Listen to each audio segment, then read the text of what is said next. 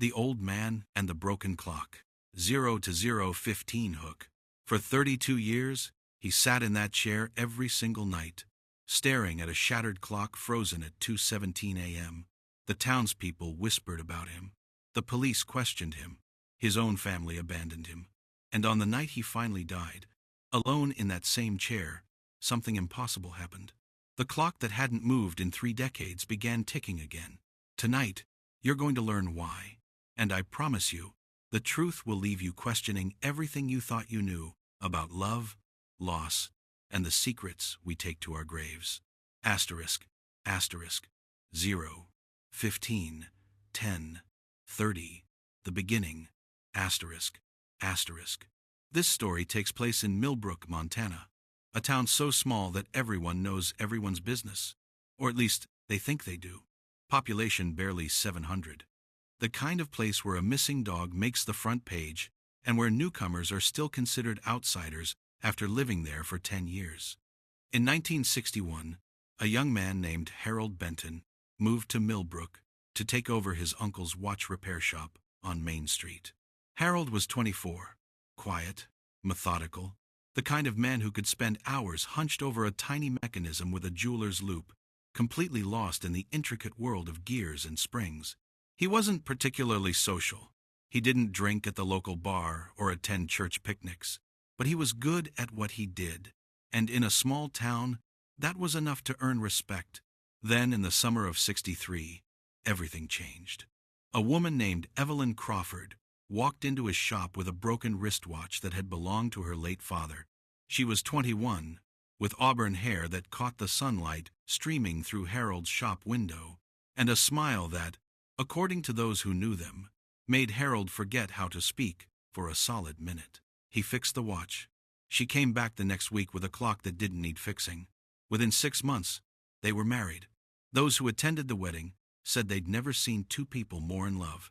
Harold, the introverted watchmaker, became animated around Evelyn. She brought color into his black and white world. Evelyn was an artist, a painter who captured the Montana landscape in bold, emotional strokes. She was warm where he was reserved, outgoing where he was withdrawn.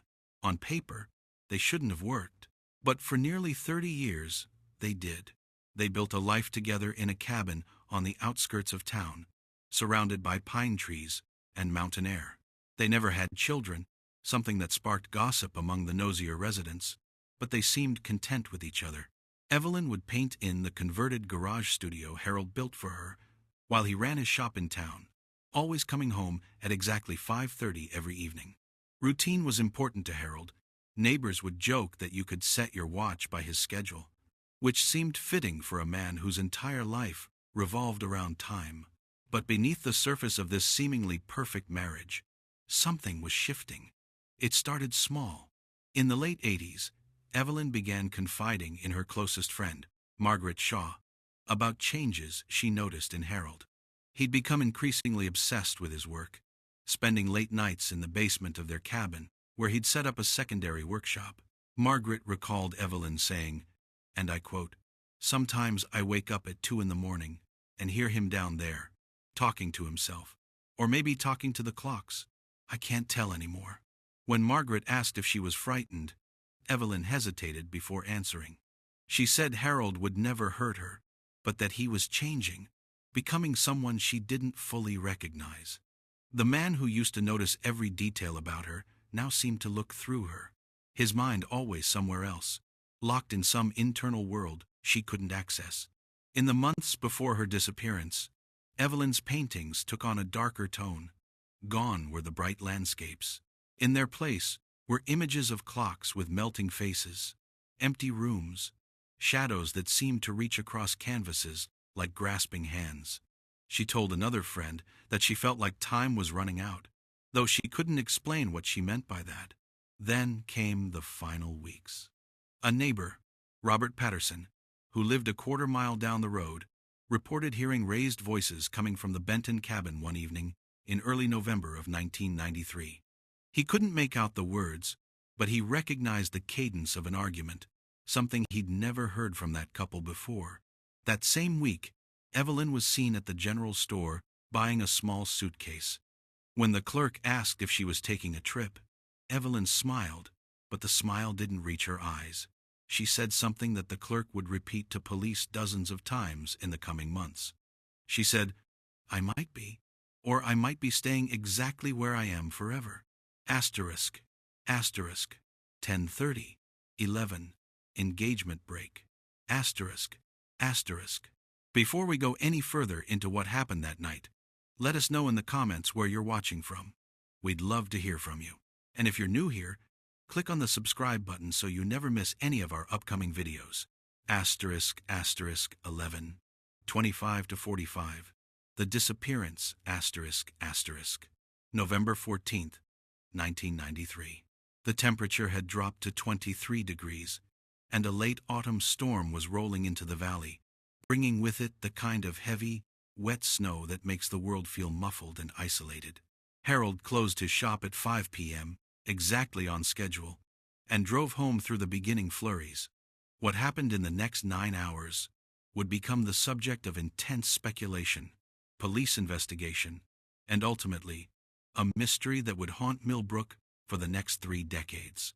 According to Harold's initial statement to police, he arrived home around 5:45 p.m. Evelyn was in the kitchen preparing dinner, pot roast with vegetables, his favorite. They ate together, watching the evening news. Nothing unusual. Around 8 p.m., Harold said he went down to his basement workshop to repair a particularly intricate pocket watch that had been brought in that day. He claimed he was down there for about 2 hours, completely absorbed in his work. When he came back upstairs around 10 p.m., Evelyn was gone. Her coat was missing from the hook by the door. Her purse was gone. Harold said he assumed she'd gone to visit Margaret Shaw, something she occasionally did in the evenings, though never this late and never in bad weather without mentioning it first. He said he went to bed around 11, assuming she'd be back soon. But when he woke at 6:30 the next morning, her side of the bed was still made. That's when he called the police. Sheriff Tom Caldwell arrived at the cabin within 20 minutes. What he found immediately struck him as strange. Evelyn's car, a 1987 blue Honda Accord, was still in the driveway, covered in a fresh layer of snow with no tire tracks leading away. If she'd left to visit someone, she'd done so on foot, in a snowstorm, in freezing temperatures. Her coat was missing, yes, but when Sheriff Caldwell looked in the bedroom, he found her everyday shoes, still lined up by the closet. Her toothbrush was in the bathroom. Her reading glasses sat on the nightstand. And most tellingly, her wedding ring, which she never removed, was sitting in a small dish on the dresser. Harold explained the ring by saying Evelyn sometimes took it off when she painted to avoid getting paint on it.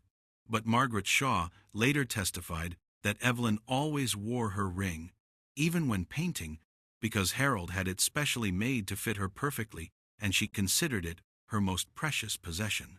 Then there was the clock. In the living room, on the floor beneath where a wall clock usually hung, Sheriff Caldwell found the shattered remains of an antique pendulum clock. The glass face was cracked, the wooden case splintered, and the hands were frozen at 2:17 a.m.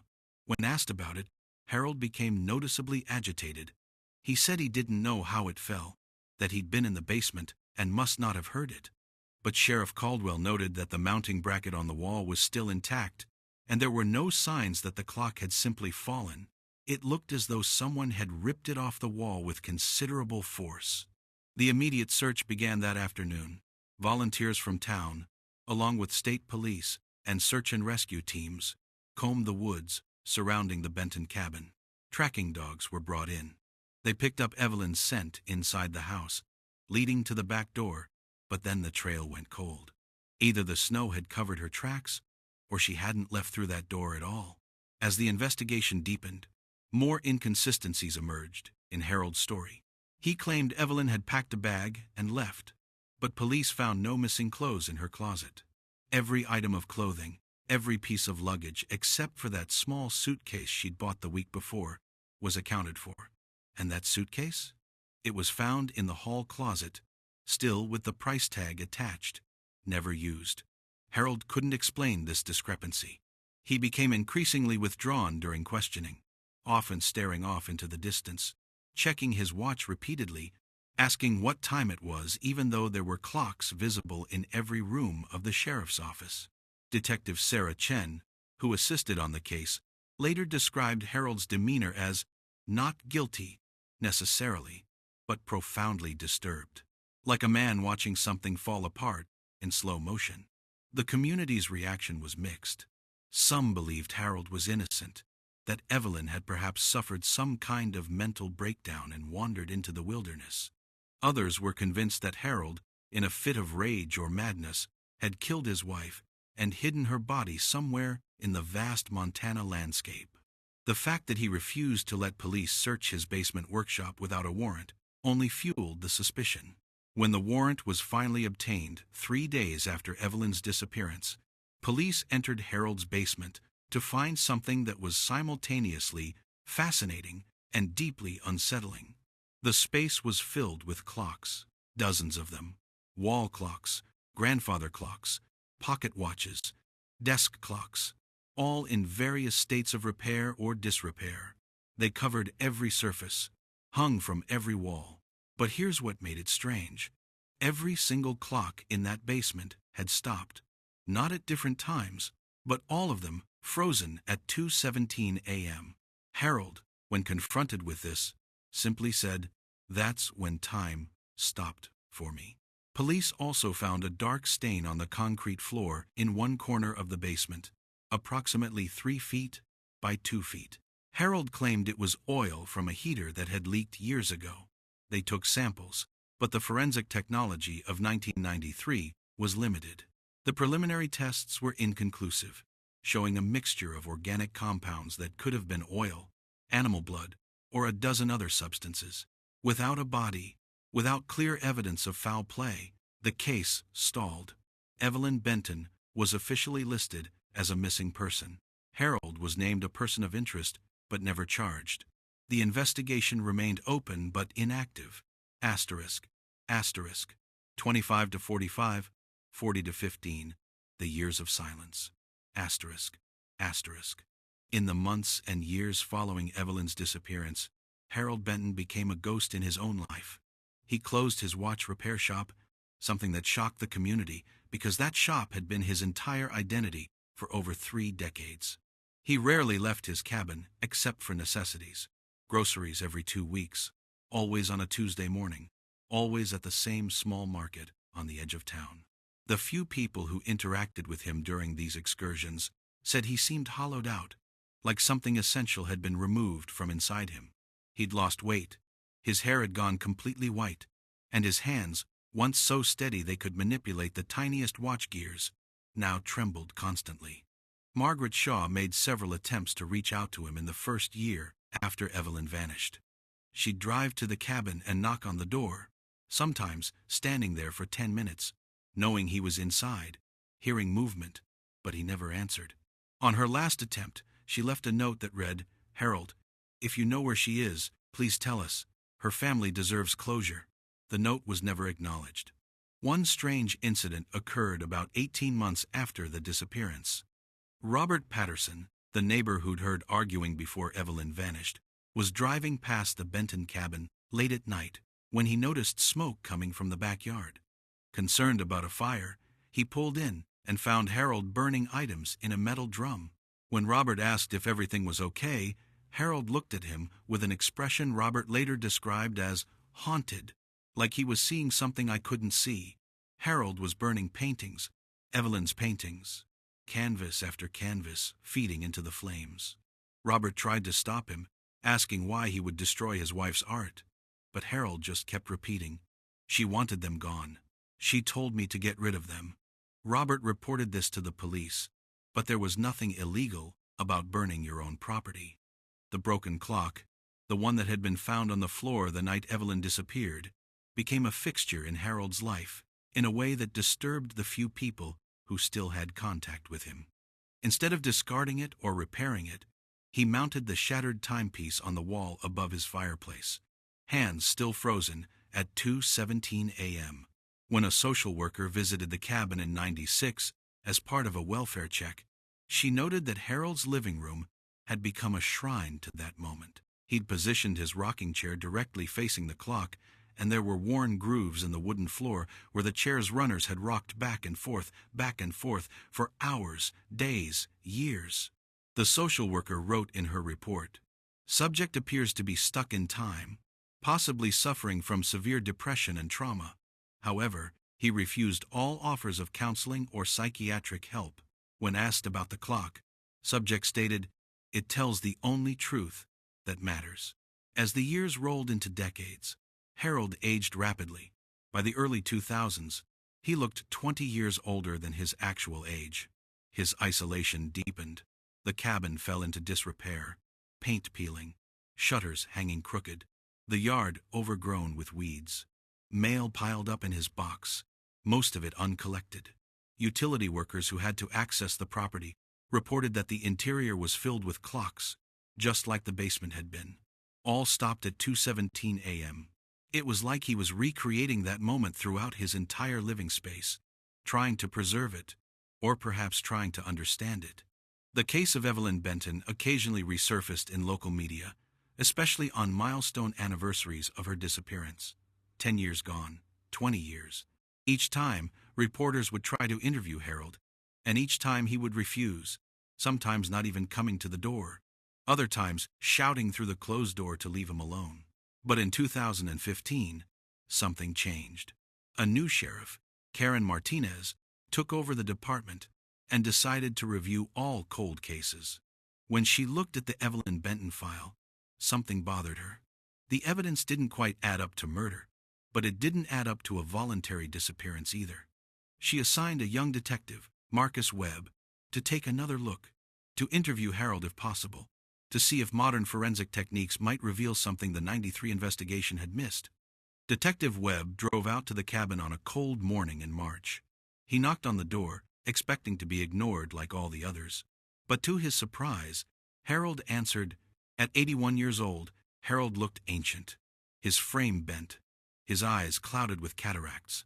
But when Detective Webb explained why he was there, something flickered in those eyes. Recognition, maybe, or fear. Harold agreed to talk, but only on his porch, not inside. For 2 hours, they sat in the freezing air, while Harold gave the same story he'd given 22 years earlier. Evelyn left. He didn't know where. He wished he did. But then, as Detective Webb was preparing to leave, Harold said something that didn't make it into the official report because it seemed like the rambling of an old man losing his grip on reality. He said, "Time isn't what you think it is, detective. We think it moves forward, steady, predictable, but it doesn't. It bends, it breaks, and when it breaks, you can get stuck. I got stuck at 2:17. She knew how to move forward. I never learned how. Asterisk, asterisk. 40 to 15. 50 to 30, the final days. Asterisk, asterisk. In August of 2023, Harold Benton was found unconscious in his cabin by a postal worker who'd noticed several days of mail accumulation and became concerned. He was taken to Millbrook General Hospital, suffering from severe dehydration, malnutrition, and what doctors initially thought might be a stroke. He was 89 years old and had been living alone without proper care for longer than anyone could determine. During his 3 days in the hospital, Harold drifted in and out of consciousness. The nurses noted that when he was in a semi-conscious state, he talked constantly, a stream of words that sometimes made sense and sometimes didn't. One nurse, Jennifer Torres, kept informal notes of what he said because something about his rambling struck her as important. He talked about clocks, about time, about how he'd tried to fix something that couldn't be fixed. He mentioned Evelyn's name dozens of times, and repeatedly he said the phrase, "It was an accident. I tried to fix the clock. I tried to fix time." Jennifer, who'd lived in Millbrook her entire life, knew about the Evelyn Benton case. Everyone did. It was the town's greatest unsolved mystery. So when Harold's words seemed to suggest some kind of confession, she contacted Sheriff Martinez. The sheriff arrived at the hospital on August 19th, planning to question Harold properly, with recording equipment and a witness. But when she arrived, hospital staff informed her that Harold had died peacefully in his sleep 3 hours earlier. On his bedside table, they found a handwritten note. The handwriting was shaky, barely legible, but the words were clear enough. It read, "Behind the clock. She asked me to hide it. I should have refused." Sheriff Martinez immediately obtained a warrant to search the cabin. What they found there was both heartbreaking and baffling. The interior of the cabin had deteriorated significantly. There were clocks everywhere, covering nearly every surface, hanging from walls and ceilings, stacked on tables and chairs. Most were broken. All were stopped at 2:17 a.m. The place smelled of dust, decay, and time that had gone stale. In the living room, the broken clock still hung above the fireplace in its place of prominence. Following Harold's note, Sheriff Martinez and Detective Webb carefully removed it from the wall. Behind it, tucked into a hollow space in the plaster, they found a sealed envelope, yellowed with age, and a small key. The envelope was addressed simply, "To whoever finds this." Inside was a letter, written in Harold's precise handwriting, dated November 15th, 1993, the day after Evelyn disappeared.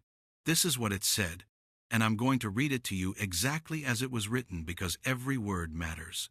"My name is Harold Benton, and I need to explain something that no one will believe. But I swear on everything I hold sacred that it's true. I didn't kill Evelyn. I didn't hurt her. But I did lose her, and it's my fault, in a way that makes me wish I were dead. Evelyn was afraid of me, not because I was violent, but because I was broken. After I came back from Korea, something in my head wasn't right. The war did things to my mind. I couldn't sleep without seeing things, hearing things. The only time I felt calm was when I was working on clocks, when I could focus on something small and precise and logical. But it got worse over the years. I started losing time. I'd be in my workshop, and hours would pass like minutes. Evelyn would have to come get me for dinner, and I wouldn't remember the entire afternoon. She was patient for so long, but in those last months, she told me she was scared. Not of me hurting her, but of me disappearing into my own head completely. Of her living with someone who wasn't really there anymore." The letter continued. "On November 14th, we had an argument. She said she couldn't do it anymore, that she loved me, but that I needed help I wasn't willing to get. She said she was going to stay with Margaret for a while to give both of us space to think. I was in my workshop when she came down to tell me. I was working on that clock, the one in the living room, trying to fix its mechanism, but I was having one of my episodes. Time was doing that thing where it stretches and contracts and doesn't make sense. She was talking to me, but her words were echoing, reaching me seconds after her mouth moved. I tried to focus, tried to pull myself back to reality, but I couldn't. And then, she was afraid. I could see it in her eyes. She backed away from me like I was a stranger, like I was something dangerous. She ran upstairs. I followed her, trying to explain, trying to tell her I was okay, but I wasn't okay. I grabbed the clock off the wall. I don't know why. Maybe to show her I could fix it. Maybe to prove I was still capable of fixing things. But my hands were shaking so badly I dropped it.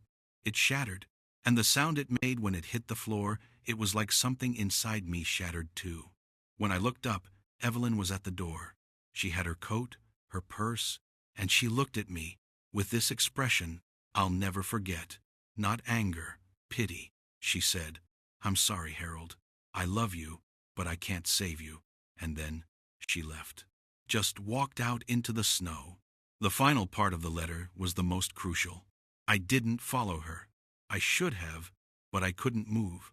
I stood there, looking at the broken clock, at the hands stuck at 2:17 a.m., and something in my mind told me that if I could just fix that moment, if I could just repair that exact second, she would come back. I know how insane that sounds. But for the next 30 years, I've been trapped in that moment, trying to fix what broke. Evelyn isn't dead. I don't know where she is, but she's not dead. I never hurt her. The key you found with this letter opens a safe deposit box at First Montana Bank, box number 347. Inside is everything Evelyn left behind, everything she asked me to hide for her. She made me promise not to tell anyone, not to let anyone follow her. She said she needed to disappear completely to be free.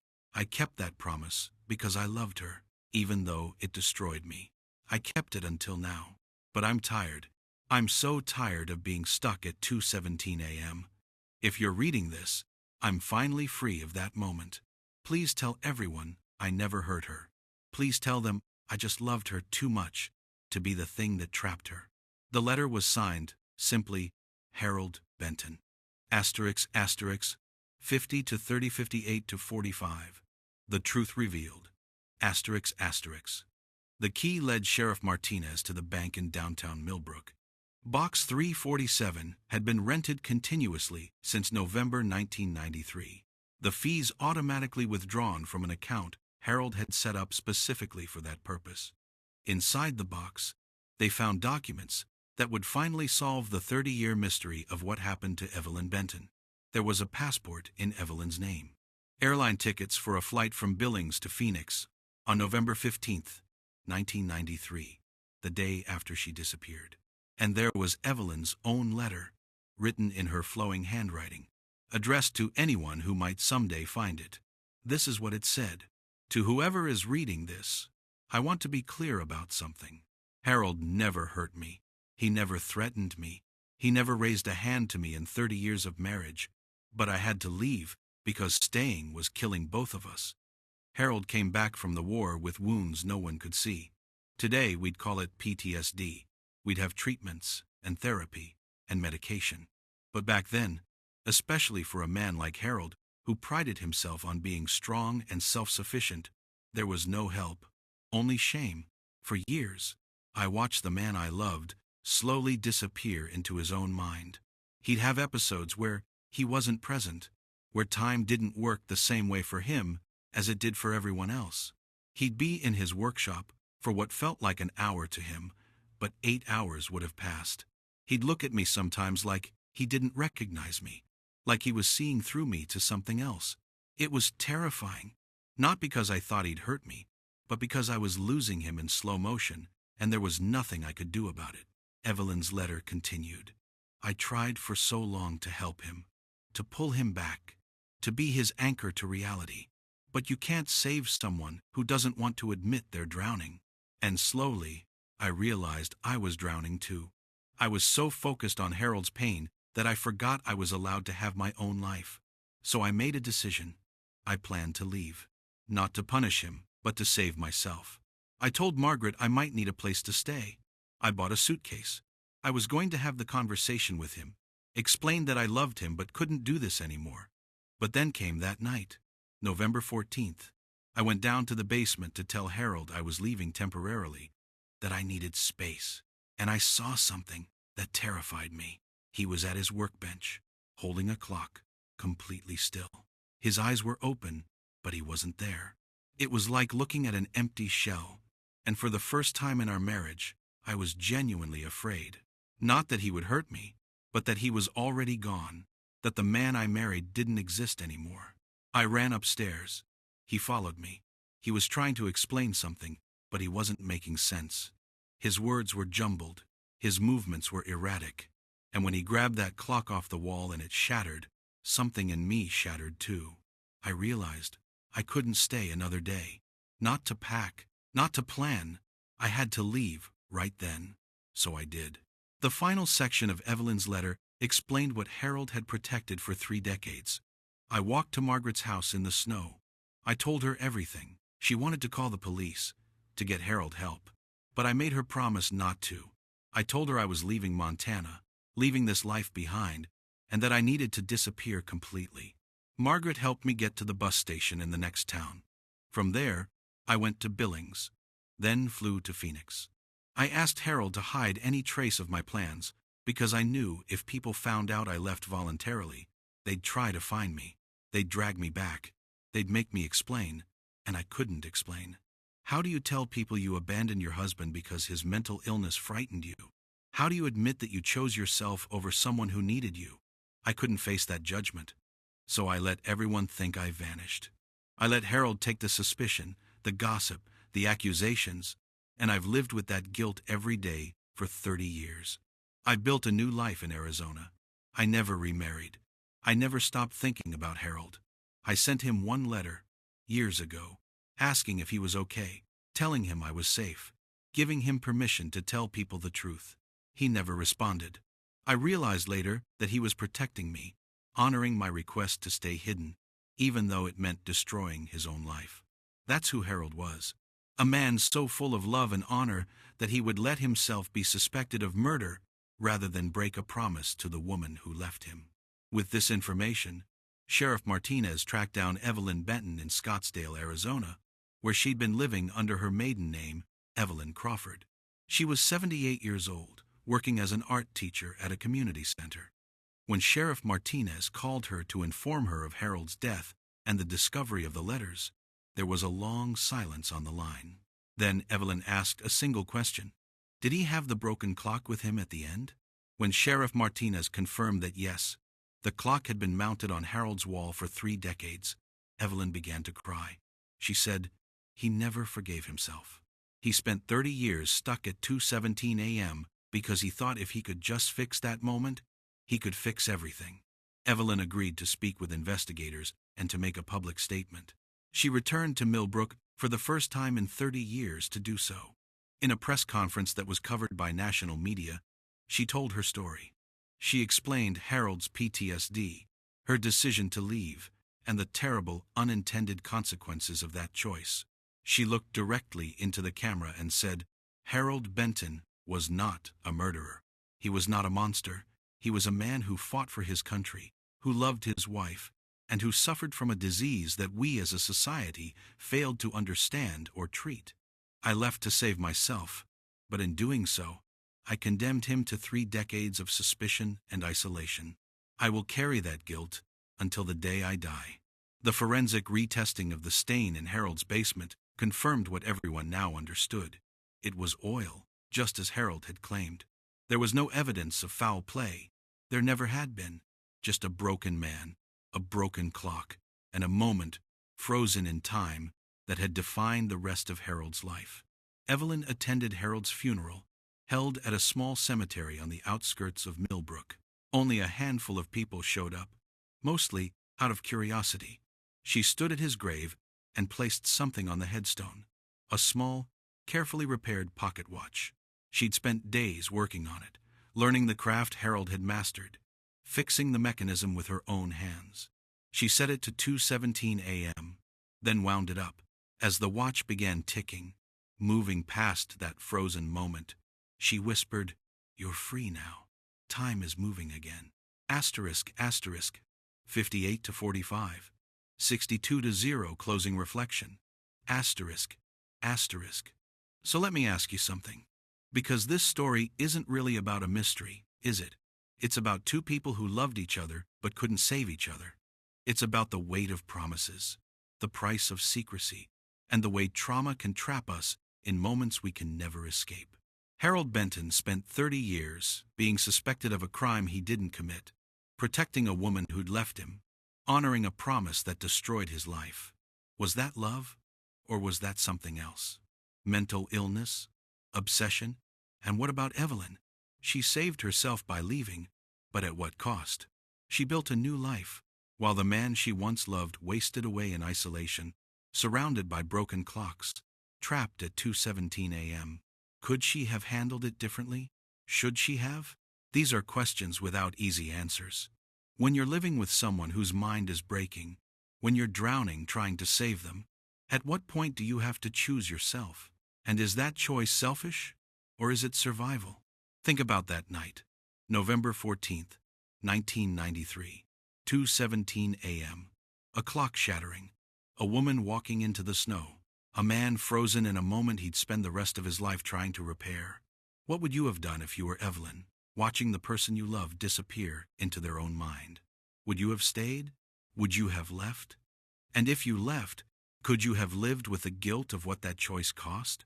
And if you were Harold, suffering from wounds no one could see, struggling with a mind that wouldn't work right, would you have asked for help? Would you have let people in? Or would you have done exactly what he did, hidden it, fought it alone, tried to fix it yourself until there was nothing left to fix? The old man and the broken clock.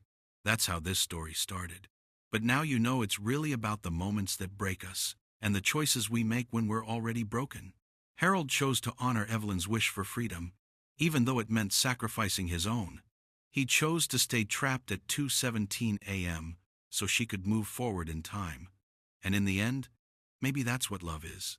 Not the grand gestures or the perfect moments, but the quiet, devastating act of letting someone go, even when it destroys you, even when it means being suspected of the worst crime imaginable, even when it means spending 3 decades alone, staring at a broken clock, waiting for a moment that will never come. So I want to hear from you. Drop a comment and tell me, do you think Harold did the right thing by keeping Evelyn's secret? Should she have stayed and tried to help him, or was she right to save herself? And here's the harder question. If you were one of the townspeople who suspected Harold all those years, would you feel guilty now knowing the truth? Think about how we judge people, how we decide who's guilty based on appearances, behavior, silence. How many Harold Bentons are out there right now, suffering in silence, trapped in moments the rest of us can't see, paying prices for promises the rest of us will never know about? If this story affected you, if it made you think about time, trauma, love, and the secrets we keep, hit that like button and share this with someone who needs to hear it. And if you want more stories that will change how you see the world, stories with twists that matter and truths that hurt, subscribe to this channel because we're just getting started. Next time, we're diving into the case of the woman who solved her own murder. And trust me, you won't believe how that's even possible. Until then, remember, time doesn't heal all wounds. Sometimes, it just gives us more time to bleed. This was the story of Harold Benton, the old man who spent 30 years trapped at 2:17 a.m. And now,